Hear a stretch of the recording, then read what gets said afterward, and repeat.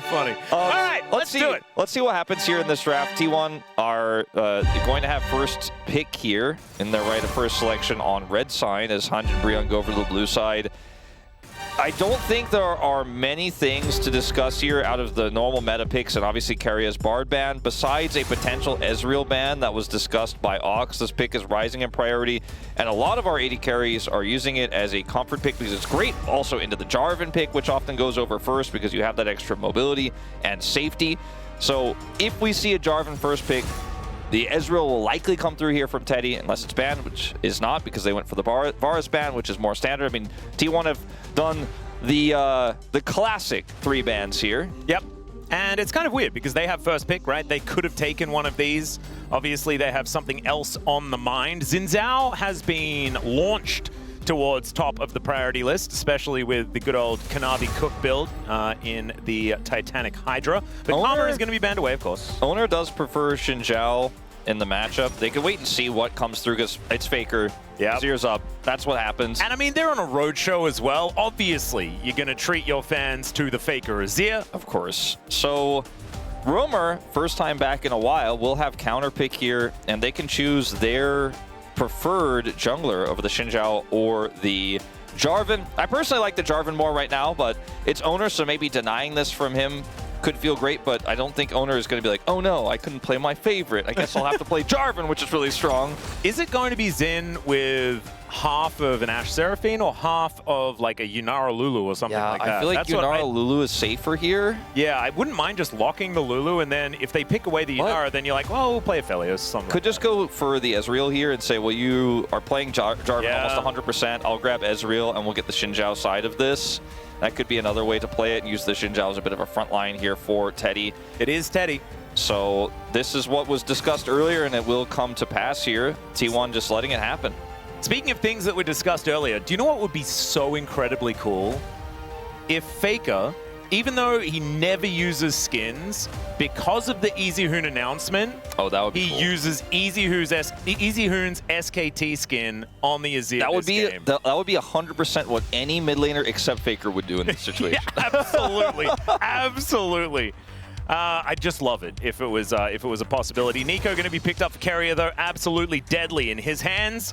And let's see what Pays wants to be playing alongside it. It's actually doing double duty as, of course, Nico is a decent bot laner, but there's also the fact that you're taking it away from Teddy and Namgung. Yeah. Namgung has been gravitating towards the Nico in the majority of his games. Looks like they're going to go for the Nocturne here instead. Pays is happy to play a lot of different aggressive champions in the bottom lane, even ones that don't necessarily have a strong synergy with Nico. Like, I wouldn't even be shocked if he had pulled out the Caitlyn here, or if he was happy to play Lucian Nico. It's not common, as this Akali pick has really risen in priority, especially into the Azir. Yep. And it's a big test for Roamer on his first day back here to try to come at the GOAT with the Akali pick with a Xin Zhao jungle. So this composition is already a little bit rickety here for Bro, but has high potential. I would agree. I think that the Ezreal pick doesn't necessarily work as well with the enchanters that a Xin Zhao would really like. So like you're saying, a little bit rickety there as far as that synergy is concerned. But I mean, Xin is kind of strong in his own right. Crescent Guard can be very, very powerful for denying a bunch of the damage. So Caitlyn's gone. I wonder if they just ban Corki, because Corki follows up on Nocturne Dive really well, follows up on Nico Engage, has great 2v2 into most matchups. Yep. Also, decent escape with Valkyrie, which could get him out of the way of an Akali that's chasing him down or something like that. Yeah, that feels really good. Take away safe picks here, blind picks for casting seems to be the strategy for the side of T1. Doran, Renekton, maybe. Maybe. It definitely feels like it would work well in this draft. Renekton Azir has always been classic. It's the old Genji meme, but yep. Is it going to be the Corki ban here, or do they have something else in mind? Something else they're a little bit more worried about? Again, I mentioned the Lucian. I don't think Pays wants to play Lucian Nico, but he absolutely would. They'll take the Jace away. Yeah, okay. So not focusing towards the bottom side of the map anymore. Just going to get rid of one of Doran's favorites, which does make a little bit of sense. I don't think they're as worried about seeing other things outside of the Caitlyn Nico just because it can be so oppressive. And Ezreal can kind of deal with a lot of matchups on the bottom side of the map, depending on what his partner's going to be. I think if you're going to play a slower top lane here for casting, it has to be like Zahin. I don't think you can play a Cassante or a Sion here very well in this draft because, I mean, this is a great Gwen ban, actually. Side lane could be the way that they try to push through this, but Doran is playing Scion, is what I'm kind of getting. it does look that way. I like that Breon are going to go for something a little bit more aggressive here. If they ended up picking up the Cassante, I think this draft just doesn't have the firepower it needs to utilize this Akali Ezreal properly. So they take the Narban and they're like, we'll take the Renekton. Now, if you want to play Scion into that, it's also going to be a little bit tricky. In the early game, we'll have a lot of prio there top side. So it's a pretty cool pick here for Bro that they take away. Yep, and there was also the Gnar that was banned away by T1 as well. Jhin and Nico together would be a lot of early game power here. I am obviously a little bit personally biased against the Jhin, but he has been finding a fair bit of success, especially with the steadily evolving build, sometimes not having a Ghost Blade in it, which can be very, very nice. Doran's playing Aurora. Okay. All right. I did kind of forget about Elite. this, to be honest, because this is one of Namgung's favorites, if not just outright his favorite. He has picked up where Lehen's left off with this pick, and he has been trying to make waves with it. He's had a few good performances on it, even in losses. It's a high-risk pick, but it works well with the Akali, and they already have a lot of setup between the Renekton stun and the Xin Zhao engage. I kind of feel like the biggest part of this composition, the toughest part and the part that has to be executed the best, is Doran's job here for T1. Everything else kind of plays itself, right? You have the Nocturnal, Faker's Azir is going to look for shuffles in and engage tools, and Keria is going to be an amazing threat here on this Nico, and the Pays can follow up on. But if you fall behind, or the Aurora doesn't do damage for any reason, or it gets popped, or is behind in this game, which it shouldn't happen, it's playing into Renekton, if Doran messes this up for any reason, I think this comp gets a little bit tougher to play for T1. But I do otherwise think their comp is both more meta and more well-rounded than what Hanji and Breon have on their side. Yeah, not to mention, you know, Nocturne and Jhin just inherently work well together with the range of the curtain call and the snap engage. And yeah, my goodness. Look at this. The Inspire Arena is entirely full. And Wolf, we've been there. That place is huge. It is massive. And this is regular season LCK here in 2026. Yeah, I mean, a lot of esports would be lucky to have their finals here. Yeah, exactly. We did, in fact, have our finals here, Wolf. That did happen. And this is about as packed as it was then. As it turned out, it was pretty packed when we were there for the LCK final as well. But man, T1 certainly know how to draw a crowd. Let's see whether they can bring us a game as well. And I think that question really does rest with Hanji and Breon, because if they can make this interesting, my goodness, what a day it would be.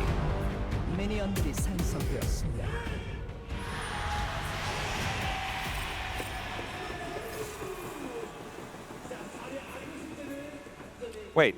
No, I just did the T1 one. That's what I was thinking. Where's my bro one? Well, I don't know how many bro fans are there, so they're just trying to be polite, maybe. Well, wouldn't you do, like, okay, casting. By the way, you know, I mentioned Doran. And a dice. He, just flash on him casting. Don't be scared.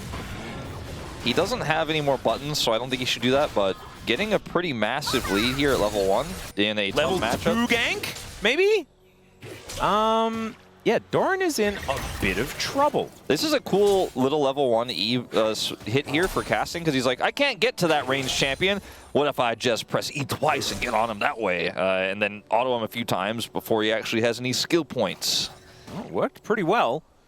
And so casting, of course, going to be more deadly when he does reach level 3, where you can stun and then do a bunch of damage back and heal yourself and all that sort of stuff. As Roma looking for a little bit of damage here towards Faker as well. You were mentioning the fact that the Akali matchup into the Azir has been one that a lot of our players have really liked. Currently, Faker doing just fine. It's out farming quite nicely as there is the stun to come through. Level 2 taking the Ravenous Hunter here and casting, avoiding a bit of the damage there from Doran, but I think Doran has to go home. Yeah, he does. Yeah, this is crazy. I kind of thought that, I mean, look, I don't end up playing this matchup too much myself, but I kind of thought he was going to be like, all right, well, I did enough. Guess I'll take Q, sustain off these waves, continue to get my health advantage. Casting was like, no, I go in on this, actually, and push him to teleport. And that was the call. Now he has level 3, so he's got the full kit, and Doran is down a teleport. So a pretty huge advantage picked up here for casting early. Yeah, and the fact that he's the melee champion, right, that is going to be taking a lot of harass, you've now sort of got a luxury teleport in your lane, which is crazy valuable. And probably will be using it right now, but has an extra wave to spend might actually be able to get an item. He gets boots and refillables, so he can continue to apply a little bit of pressure here, and we'll be able to deal with that poke you mentioned with the refillable. Doran, on the other hand, only getting refillable on his back, so pretty nice advantage. We'll see if casting can push this any further. I think it's going to now become a lot trickier, especially with where this wave is right now, for him to do any more, but he got through the hardest part and, in fact, generated a lead during that moment, so great work from him. Yep, very impressive. Playing very respectfully, as we see.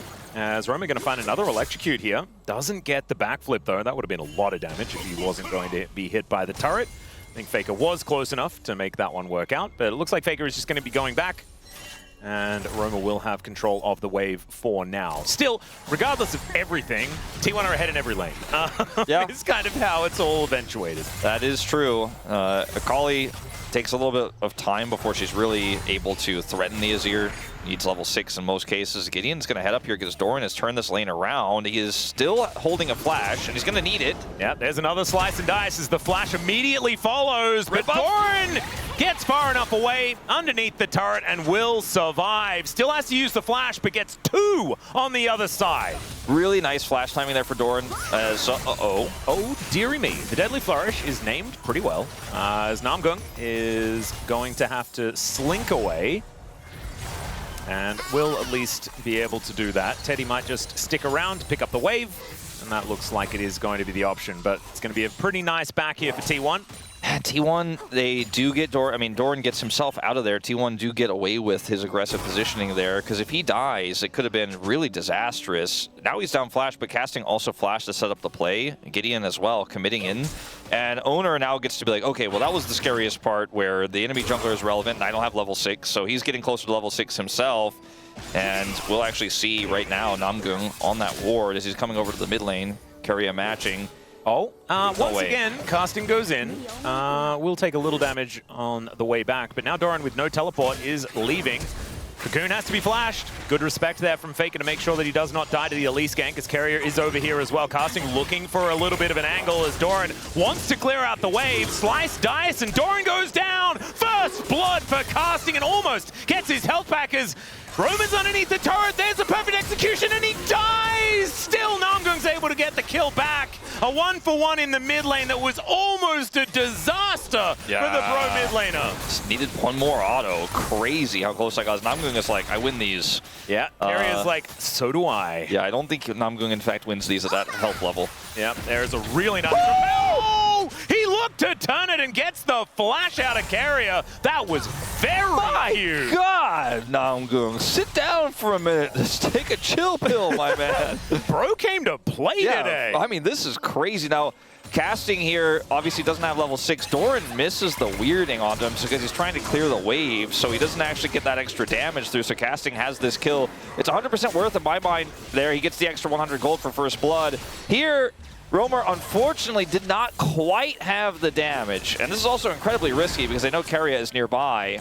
Goes for the ult in here. Oh man, just barely. Good flash from Namgung to make sure that they get the kill. If Namgung misses that, then it's a disaster. Oh yeah.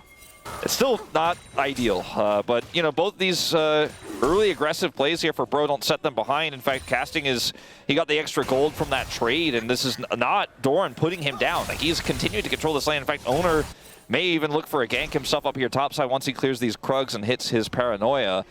And, I mean, there's a fair bit of CC on the T1 side, right? As Deadly Flourish is going to do a fair bit of work towards Teddy here. But I feel like casting will be able to get a fair bit of value, as well as Gideon with his Crescent Guard. There's a lot of ranged champions that he will be able to use that ulti very effectively against, as there is the counter engage here from Ona, turning it around towards casting. The fear is perfect, and down goes the Crocodile. And as I was saying it, that is casting not finding the value there in the top lane. Yeah, there just isn't enough vision or information about where Owner is, I think, to make that aggressive all-in happen at level 6 here. Doran's still down his flash. I think casting saw blood in the water there, but Gideon was way too far away if Owner, who has paranoia, which I think you should expect at this point, is going to be able to join.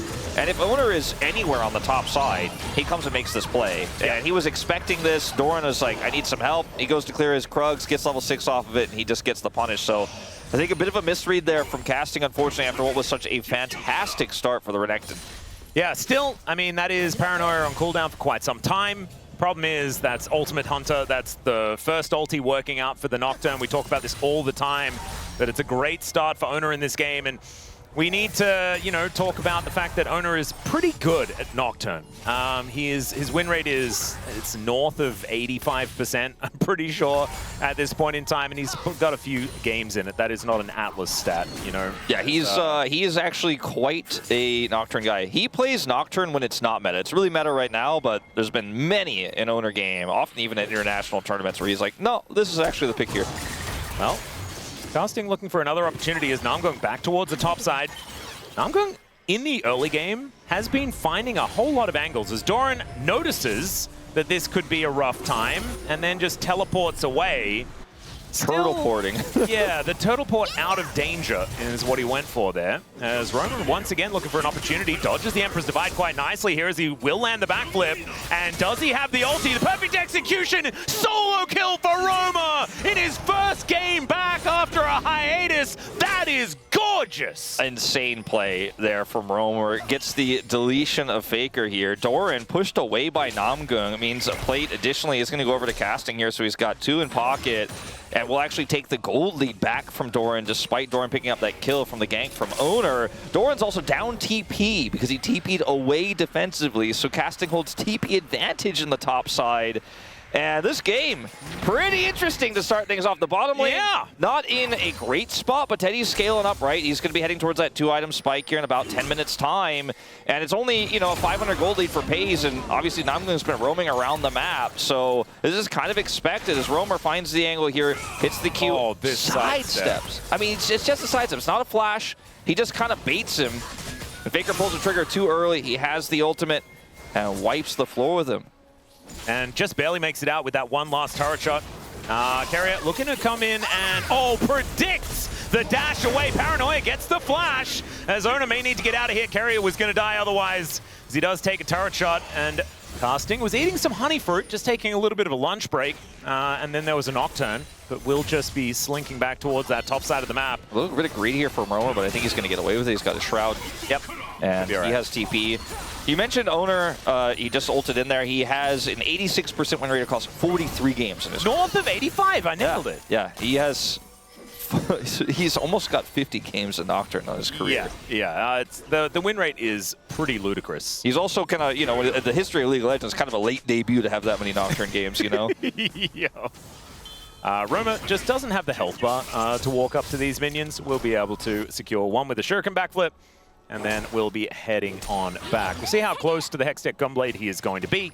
Casting is, I mean, he's got his W charged here. He has flash. Doran really needs to be careful without Nocturne on the top side of the map. Casting may just look for an aggressive trade to TP, then back in, and continue to put the pressure on. So I like Casting's positioning here. Yeah. He's also making sure that Doran's having a really rough time farming, right? Like, Doran's had to use almost all of his buttons on the wave and hasn't been able to do that, you know, Aurora thing where you get to zone your opposition out with that threat of the big burst. He just did a ton of damage to him. He's got flash still, so, I mean, Doran, you don't have TP. You might just have to give some of these minions up, but you know, Oner didn't have his ult. He's on the bottom side of the map, and Bro are on Dragon at the same time. Well, there's the ulti out from Doran as well, so he's not going to be able to use this for said Dragon. Casting can teleport down. I think this is a dangerous one for T1 to contest. I think he wants to kill. There's the flash in from Casting. He finds the Dominus, and the slice is there. Doran will be able to outplay it, though, as he takes out the Crocodile. Just kites him around. There's a Pop Blossom as well, as T1 looking to lock things down in the bottom side of the map as well. Gideon very, very low. Teddy does grab a kill, as I think that was a true shot barrage into the top lane, as now Faker's going to get taken out by Roma once again. Back-to-back solo kills from this Akali, and now he wants to take Carrier out of the equation at the same time. He's just pretending to be a mid laner. Casting is laughing on the player cam after a disaster on the top side. I think really showcasing he is happy with how close this game is, despite a bit of a blunder there and a great outplay by Doran. He knows his mid laner just got a free kill. Now Casting here, again, he knows Doran doesn't have ult. Doran's trying to clear this wave, but doesn't have mana. So Casting's like, well, I get this. And instead of using his ultimate early, he wants to use it for the extra fury here, but doesn't hit the E, so he's not able to get the second E. If he has the second one, he kills him and escapes. I think he also needed only like one extra of the Ticket Dominus as well. Yeah. Doran was clearing out the wave and just dies to Teddy. Yeah. Oh, man. That might have been what Casting was laughing about. I imagine it was. And over here, Faker on the side just gets deleted. As you can see here, Keria cannot heal for him. Namgung does get taken out by Paze, though, so this Jin doing exactly what he's supposed to, but Roma just figures it out, man. This guy's Akali is devastating. And he has that Gunblade now completed. This is a big item spike for this Akali. Exactly, and you know, sometimes we're like, okay, well, the Akali didn't get anything done early, didn't get online, didn't become relevant. You've got that like side laning Akali that will eventually show up surely in a team fight, but he's just been doing so much work already in this game. The Renekton in a tough matchup held a gold lead. And again, unable to get that solo kill, but still got the assist money. He's still dead even with Doran. And he's still just trying to kill him. Dash Cannon going to be used to try and get Doran out of here. There's another ulti in trade for Doran's. And I think he wants to go in between worlds to get to a different one that Renekton isn't in, is what I'm kind of seeing here on this top side of the map. And remember, this was the counter pick that Doran chose into this Renekton. I'm starting to wonder if this Jhin composition for T1 is going to work with the... Okay, hold on. Paze? Ooh, sidesteps the Cocoon very nicely. Remember, Namgung has half a health bar. Well, like actually right now, but also just in general. At least doesn't have health. Yeah, she doesn't. Also, a bit risky considering Paze is holding on to a cleanse right now. Yeah. So even if that did hit, he would have just kind of laughed at it. But Teddy ends up doing some damage back. Oh, nails the cannon as well as casting. Sidesteps an ability. I was very much expecting a slice in. See whether there's a dice in, but no, goes out and misses a cannon. So that's, I'm going to put that in the cons column. The number one thing that our pre-show talked about, and even the Korean pre-show, at least as long as they kept it the same as rehearsal, which I listened to, was all about, are we fighting? Are we going in? What are we doing for bro? Like, are we committing or are we leaving? Are we going to hard commit to this or are we going to half commit and then leave and then lose the objective? So far, they've been heavily committing in their lanes and also these early scrappy fights, and it's been working decently well here. The game is practically dead even in terms of gold. It's the Akali lead versus the Jhin lead, but with Bro's composition, I think you favor the Akali lead here. Let's see if they can continue to kind of stick the landing here with this, because they have so many threats for the Jhin. Faker is 0-3, right? He's not a massive threat in this game for a while here. There's going to be a timing where if we continue at this rate, Bro have that 2-item Ezreal spike, and they're ready to fight all the time. Yep. We also have to say that Gideon got the grubs. So Gideon Grubs is online here for the Bros. As Faker looking to grab some plates here on this bottom side.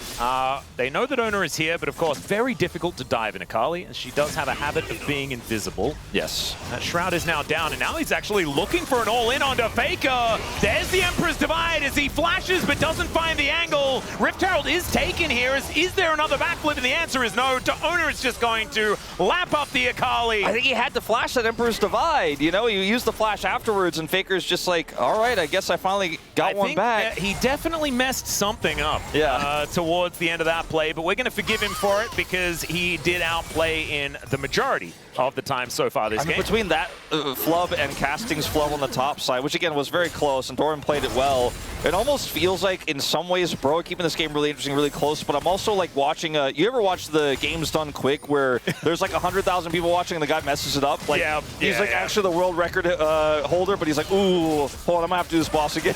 Yeah, here we go. This is kind of the moment here because he messed up the flash, but also he flashes into the wall. But he he ults into the wall and then flashes, and then he's just out of position. Yeah, but he also could have just flashed the Emperor's Divide if he knew the angle better, and then probably killed Faker there. But either way, kind of a disaster for what he was trying to do. Yeah, a bit of an awkward one.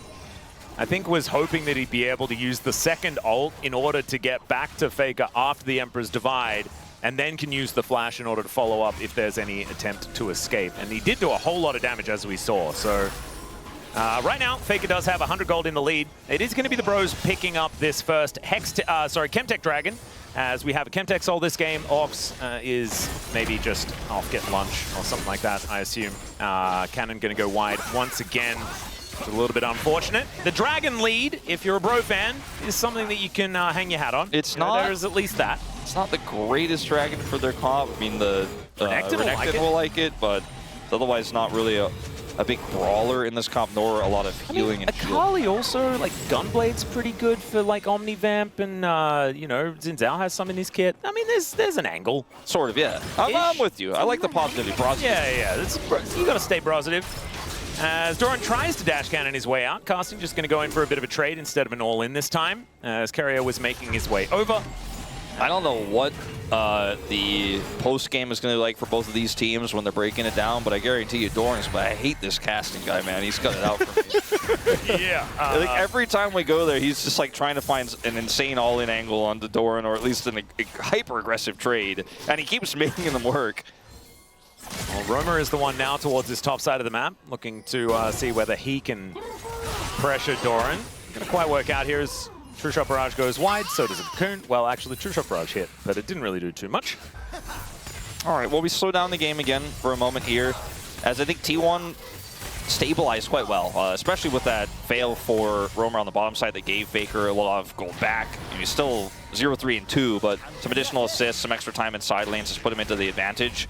And he is trucking towards the second item here. Now, Teddy does have his second item. It's not transformed just yet, but it will be with just a few more Qs onto these minions and or pays. So he's ready to hit that spike here around 19. And the next fight is going to be a really big opportunity for Bro to get back control of this game. But if they don't win a fight, like if T1 just ignore them or they get like Chemtech Soul Point and T1 gets a turret on the other side, I don't think that's a win for them. They need to be proactive or proactive and make something happen here, because if they're not, it is going to be T1, I think, just starting to outscale and starting to really become a bigger problem than what this Akali once was early on for Romer.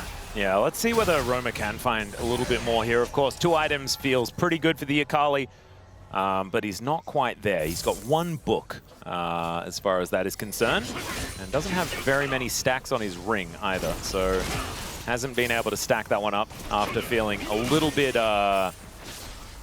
positive about how things were going to go when he purchased it. It hasn't necessarily made too many dividends, as Namgung holding onto this mid lane alongside Teddy. Pays deals with the wave very nicely. And like you were saying, the Bros sort of slowing down, and they probably shouldn't. Faker is taking his second turret of the game. It's just starting to crumble, right? And it's not because Bro made a problem right here, or made a mistake right here this problem is happening. It's Faker is just too strong on sides right now, and there's no resources that Bro can afford to send top side while they're trying to get this turret. They're going to get the overgrowth and the charge, so a lot of money here. Going over to Teddy to put a dent in that gold gap is... Okay, nothing crazy going to happen here, but this is T1 starting to really take a pretty massive advantage, and the Akali train has stopped rolling, right? There's no longer a snowball rolling down the hill for this comp. The Elise is going to fall off quite heavily in terms of what she's capable of doing versus the Pop Blossom engages for Keria.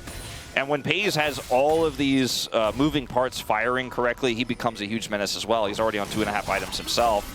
And despite Teddy picking up a lot of gold from that mid turret, the crash and the plates there, he's not in a position with his team right now to where he can carry yet, even though he's on 2 items. As Faker?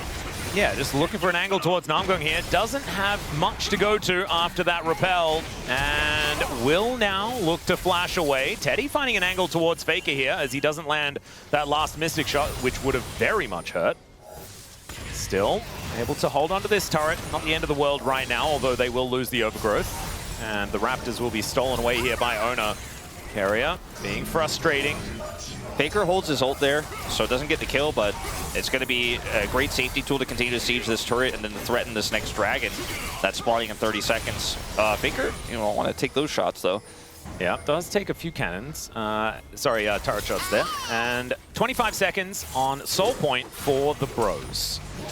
So maybe an angle. No flash on the Elise, but that is the only flash that is on cooldown. This could be the turning point here for Bro, or maybe them kind of seeing the game flash before their eyes. They need to win this dragon fight. Let's see whether they can. As Gideon stepping up. Namgung already taking a little bit of poke here from Carrier, as Ona obviously can engage from any range he would like. As the Bros are in position. Faker doesn't have TP, he's gonna have to slowly make his way over if they want to fight. Also on a bit of a flank angle here, but is spotted by Romer right now. True Shot Barrage just going to help out with the Dragon at the minute, but doesn't really hit onto the T1 players who are biding their time. Doran is going to dash in, does look for the Elise. He does manage to make his way out of there, but it's the Nico that goes down. The steal comes through for Ona, though, and he takes down his opposite number. Roma now looking to see what he can get done, as Faker will be taken out. It's a massive Q from Casting to keep him alive, and now Teddy is trying to figure it out in the interim. Doran and Ona. Oh, great flash to get Doran out of there, but is the Arcane Shift coming back off cooldown? And Teddy, despite that, regardless, he is just going to leave. If that Q hits, I think if he hits that Q, it either is enough damage to kill or he gets the E off of it. It was a 3 for 3, but the Dragon was stolen. The Dragon was stolen. Now, this setup here for Bro is actually really nice, and the fact that the Emperor's Divide doesn't hit casting is really the big difference maker here, because he's able to get into the back line. Namgung, his sacrifice was not in vain because he created a lot of disruption here. And once Faker is gone, Pays is gone, the damage is really only on Doran, and it's very difficult to deal with this Ezreal, but some great sidestepping means that Teddy just cannot clean up. Gets the extra flash. This Q missing means that he doesn't get his Arcane Shift. Man, it would have been very, very close. Teddy now at least has that transformation done, and Faker hits 6,000 assists. I'm going to go out on a limb and say that he has the most in the league. Wow. He does, yeah, but only by 45. But, yeah, only 45, but that's, look at all the supports and junglers up there. Yeah, there's a lot that tend to get a fair few assists. Shout out to Lehens for being able to get there. Remember, he debuted how many years? 6 years after Faker, 5 years after Faker? 5, yeah. Which is, you know, that's a decent amount of time to make up, right? Like getting a few assists with your teammates. We do play more games these days than they did in the past, but still, I'm going to say that's pretty impressive. Now I'm going. Okay. Making his way out. Teddy, Arcane Shift is very high value in that moment. True Shot Barrage comes up through, takes the cannon as well, as they're not able to take down the turret. Gideon goes in, Crescent Guard there to keep him alive as Casting gets into that backline. Pop Blossom onto only the Renekton. You can understand why as he cuts down the Jhin. Doran gets himself out of there via the back of the team fight, and Namgung is going to be taken out. Roma now looking for Faker one more time. He really just wants to kill this Azir over and over again, and he is going to be able to do so. Another solo kill here as he makes his way back onto the team, and they'll take down a Baron as well. And I think they're doing it, Wolf. Very few teams are first picking Azir right now. T1 is really at the top of that list, and very few teams can punish Faker's Azir.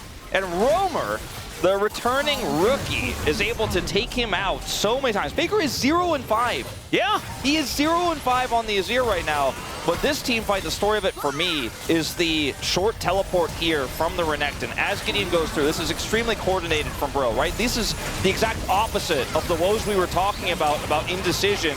And Cassie gets into a position where you get a massive amount of damage done with both his ultimate and that Q there, gets the stun off, Hayes is out.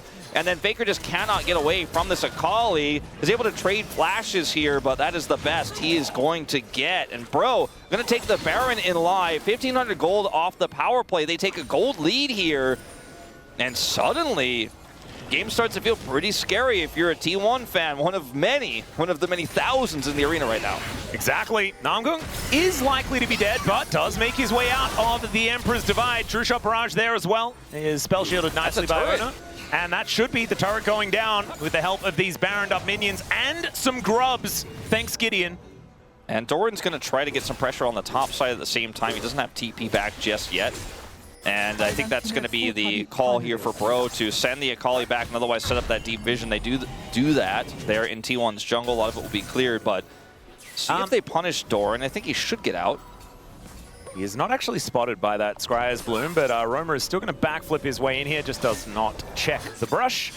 So Doran will be making his way out. Look at this. Stuff now complete. 2-level lead here for Roamer currently over Faker. Well, it's like fake 2 levels because Faker's about to 15, but Pays. Yeah, now I'm going looking for the angle, does not find the Cocoon. Ghostblade. Therefore, he will get out. Ghostblade for Rocket Belt there. Yep.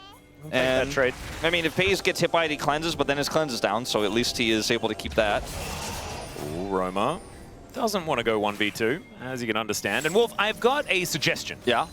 Because of how many times Casting has used these mega cones to engage, yes, I want to call the Chemtech Blast Cone the Casting Cone. I'm down for it. Because like all the casters are always talking about it as well. Exactly, this is the thing. No one's going to understand why we're calling it the casting cone unless you've been watching this exact series right here. I can't wait for other region casters to pick it up, but just not really get it. Yeah, right. Although I think it doesn't make very much sense to call it the casting cone in that context, but it's more funny if that then happens. If the trend happens, you know, all we got to do is get Cagel to start saying Cagel. Hey, that's true. Like, yeah, Cagel, if you're pushing it a little listening, bit. we need to make the casting cone happen because casting really has been utilizing these blast cones so well in this game. And it's not every time, right? It's only when Orcs messes up and we get a Chemtech Soul.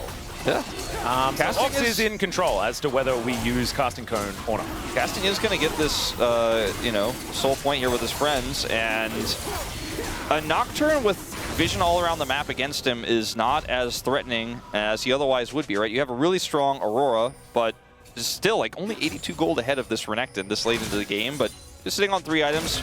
Doran, it feels like, hasn't been able to do anything in team fights so far this game, and the fights have been so split, not because T1 have messed them up per se, but because Bro have pushed them into uncomfortable positions that T1 have not responded well and have not been able to navigate through the chaos that Bro has set up here, and it's a lot of the time been Casting's Renekton as Gideon. All right, just walks into the darkness as Doran almost kills Namgung, just 100-0, which, you know, we'd say sometimes would be an achievement, but it's an Elise. You kind of just breathe heavily in her direction, and she dies. Yeah, the fact that he's on 3 deaths here at 28 minutes is actually pretty impressive. I would say so. Some of Lehenz's best Elise games, he died 9 times. Yeah, it's like POM. Yeah, exactly. 2, 9, and 4. Yeah. I think Beryl had at least 6 of those games as well. Shout out to the GOAT. As Casting here, looking to catch this wave on the bottom side of the map, as Faker is going to slink off into the fog of war. A little bit dangerous here for Owner. Does have Faker's backup, but a lot of people are here. Yeah, let's see whether Roman can get himself out of here as the Emperor's Divide is going to push the Akali back. Goes Golden, is now Casting. Was thinking about going aggressive, does not decide to go in, and Roma is able to get out. Faker is now in such an awkward position, and Namgun gets it with a dash cannon. In goes Gideon, the wind becomes lightning, as now Owner is in trouble. He gets smoked, and he should be taken down as Nevermind had to break the fear, but still Gideon gets on top of him. And now Jhin versus Renekton is not a matchup that's great for the Jhin that doesn't have buttons left over, as there's another audacious charge. And indeed it is audacious out of Gideon. Doran, he's given up on team fighting. He doesn't want to do that anymore. I can understand it. But now he's being chased down by Roma, who does have him walking the wrong direction. Still health bar advantage here as, yeah, Kali struggles to stop a teleport. Yeah, but like they're losing their mid turret. He just lost his TP to escape there. He didn't have mana to try to extend that out. He used his ultimate already. T1 are falling apart, and this is a rare circus punish, right? We talk about the circus all the time, but this right here is T1 circus. Like, screenshot it and put it as your wallpaper if you're a T1 fan. Because the idea is, oh, we'll make a risky play, but we're all here. Like, look at where the rest of the team is on the other side of the wall. You got Pays and Curry on the right side. They just get called out here. Faker's flash is like 3 seconds away, by the way, when he dies. He is so close to having flash up, doesn't get it in time. Miscalculation, you could argue. But then Owner's pushed away here. They cannot peel for him, and T1 just fall apart because there's another wreck. Casting used the casting cone as well to engage onto Pays. Exactly. He's casting coning in after TPing on the flank, and it's perfect. And then Doran's casting. Then Doran right after this is forced to TP away, so he doesn't have TP. And T1 now suddenly 5,000 gold behind. This is starting to it's a bit become worrisome. A real advantage for Hanjin Brion. Now Baron has spawned one more time. And the Bros, they've got a pretty terrifying turn, right? The single target pick from this composition is very deadly. And so can be difficult for T1 to approach.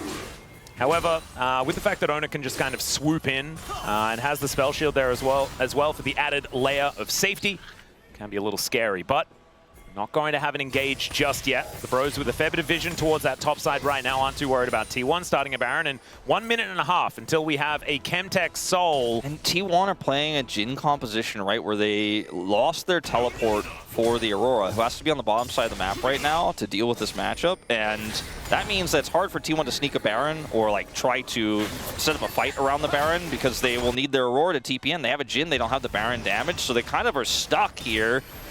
Trying to figure out how to play this mid-game. And Bro, we're like, we're looking for a soul here in a minute.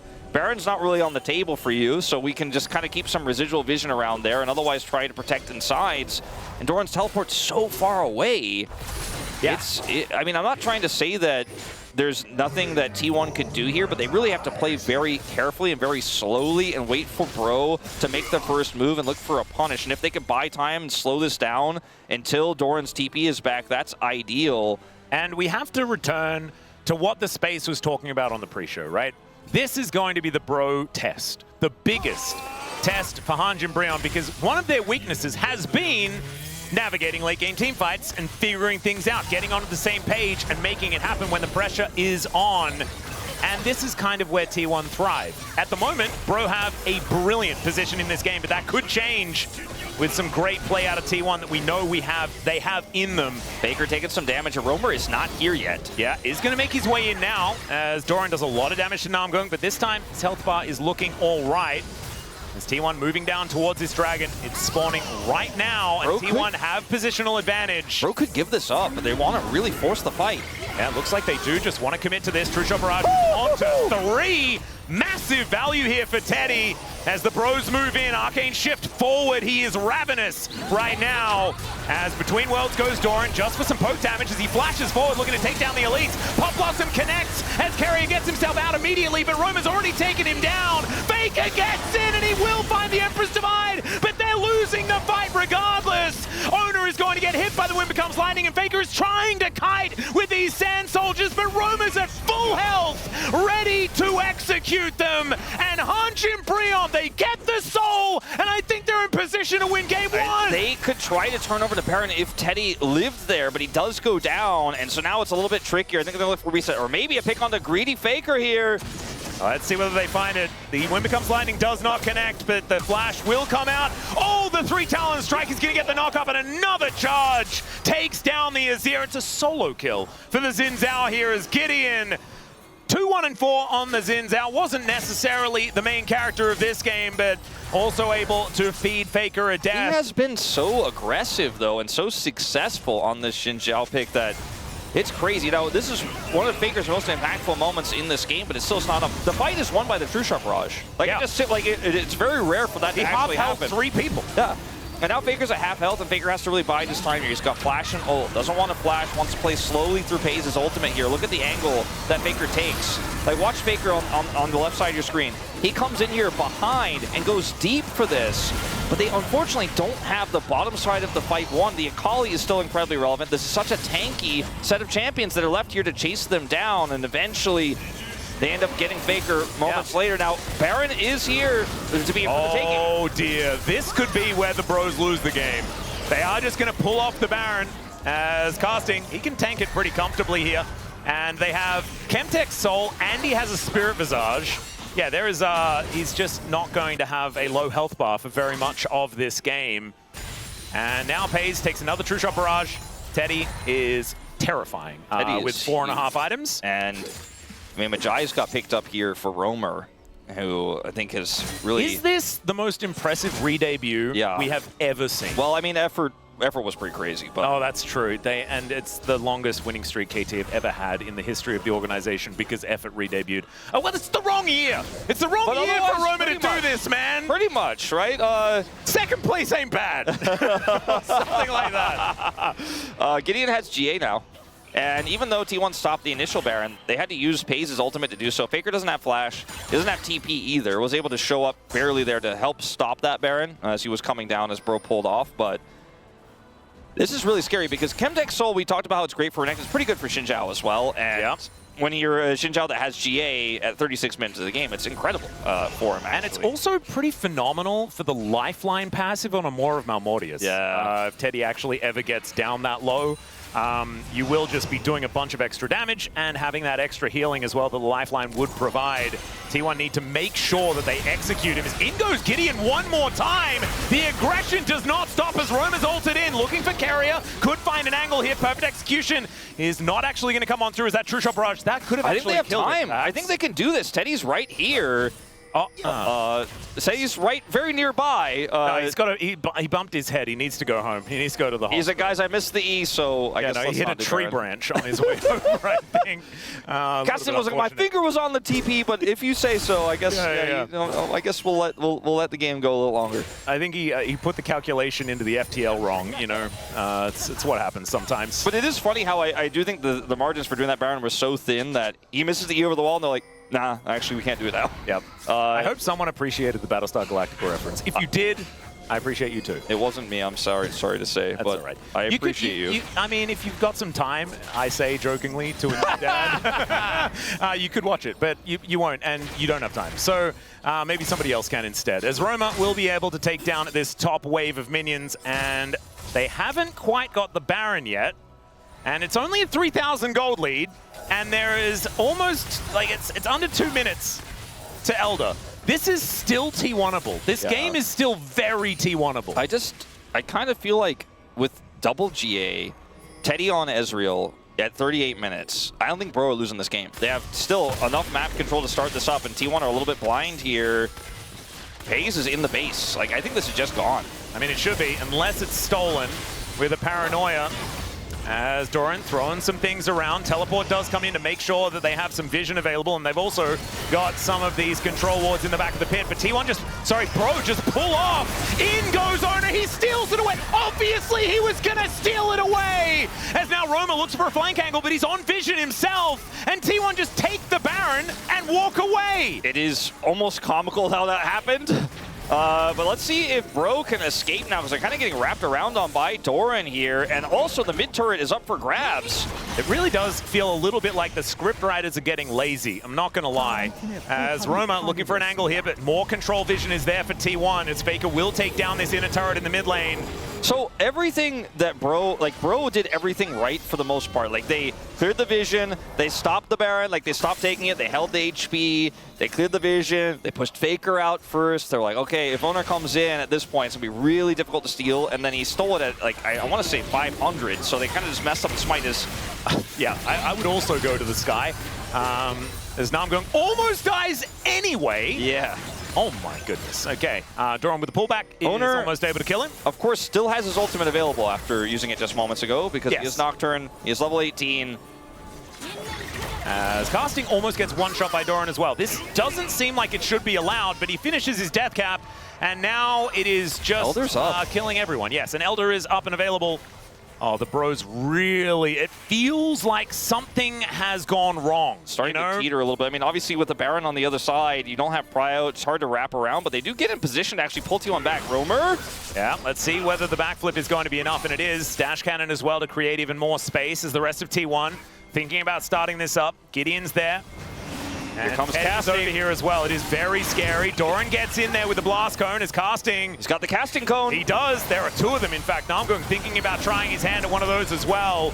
And Faker wrapping around. They get on top of Teddy. Empress Fight is going to miss it, but it does not matter. As down goes the Ezreal. Roma gets into that backline, but this time there's no Ezreal to get that damage in. And Namgung is now dead. Can the Bros still find the angle? That's the question. Is there still a lot of damage? And Roma does do a bunch of work before going down. So is Casting, who is an absolute monster on this Renekton. The GA is eaten up here, and now T1 with only 2 left alive. They have to fight for this. Try and escape. Exactly right. Casting does try and slice on top of FaZe, and he dices to get himself out of the way. And T1, I think they will be able to get control of this Elder area, and the Bros are just letting them take it. I was so huge there from FaZe. He spaced it incredibly well. He does so much damage. 11,000 damage. So much damage. If FaZe does not actually get that shot to land and do all that damage there to pop the GA early, then I think they might end up losing that Elder. Pretty crazy, but the main crux of this is Teddy didn't get to play the game.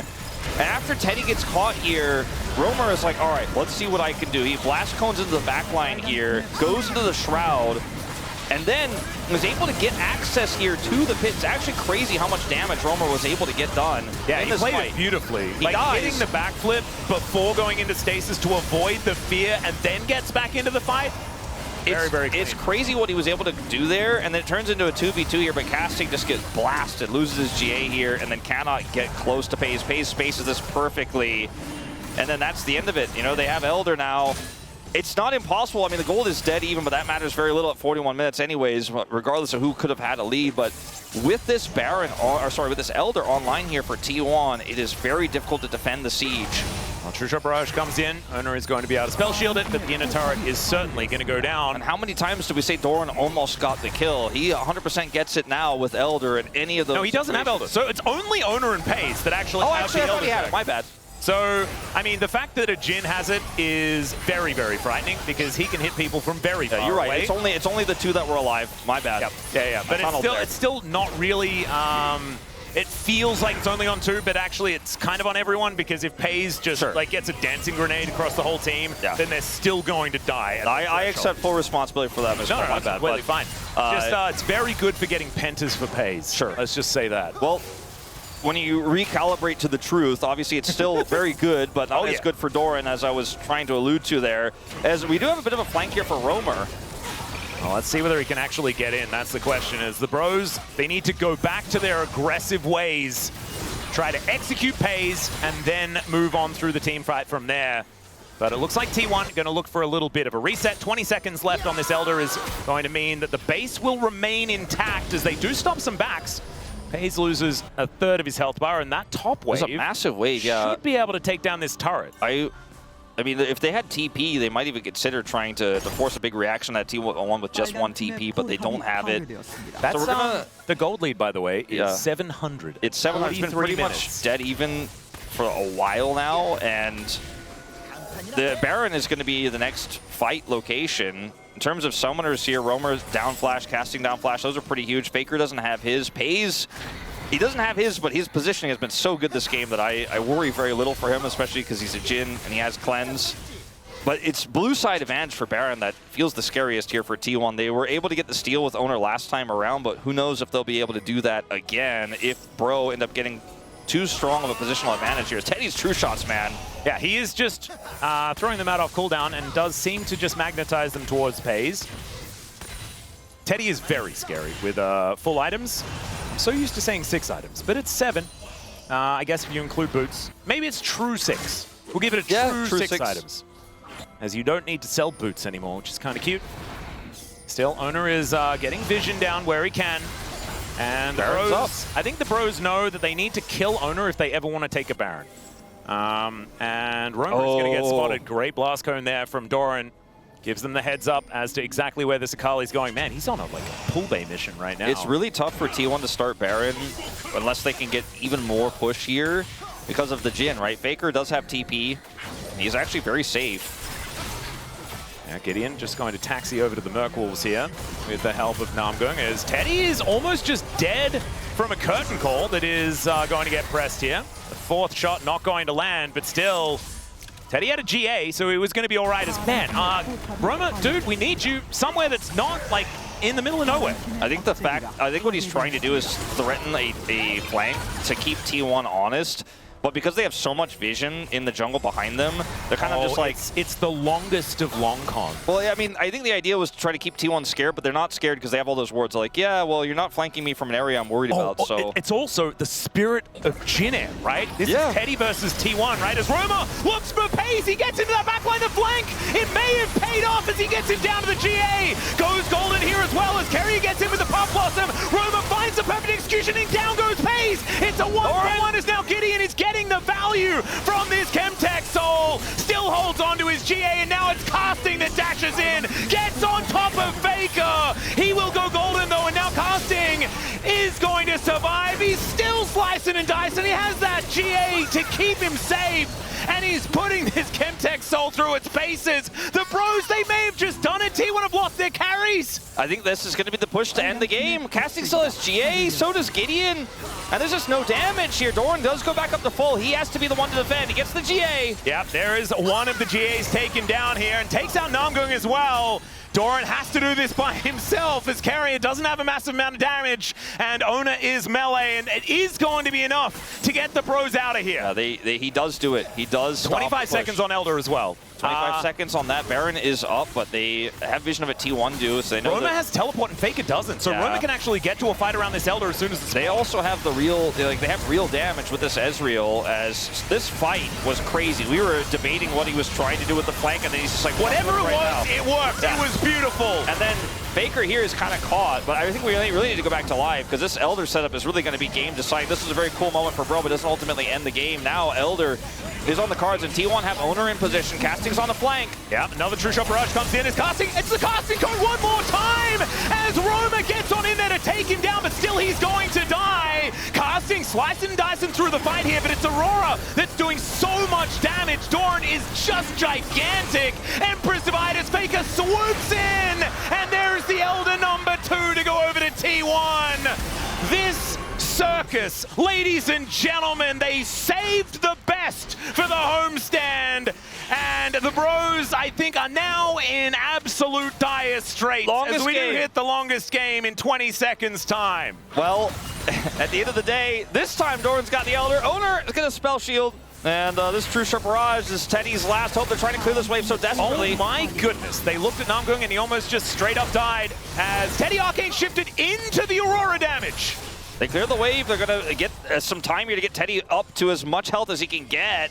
I mean, there's no Baron, right? So they're trying to utilize these death timers in order to go in. There's the Paranoias. Oh my goodness. These turrets just do not last. As now it's a naked Nexus. In goes Owner. He will be taken out by Teddy, though, who manages to outplay it. Doran getting himself out of the way is this Nexus. It's so close to dead. It's Teddy! He takes down the Jhin. It's a double as he executes Doran, but the Nexus will go down. And T1 win the narrowest.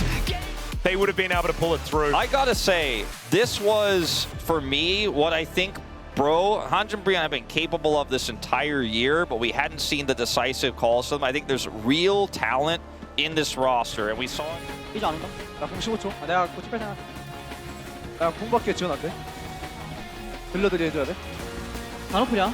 라인부터. 탑라인. 이즈 만피. 싹다 높을, 싹다 높을. 집은 내가 막았어. 확인. 해도 되네. 아칼리 15초. 아 여기. 타워 쳐야 돼, 이거. 공 한번 켜줄게. 다 높으냐? 공 한번 켜줄게. 타워. 야, 타워 더. 과감하게 해줘. 나 그냥 들어줄게. 나가도 돼? 아칼리 5초. 이즈 반피. 타워 쳐야 돼, 타워. 아칼리 3초. 타워 되나? 타워 쳐봐. 아칼리 나온다. 타워 쳐야 돼. 나 좋았어. 이거 한 대 쳐야 돼, 한 대. 쉣.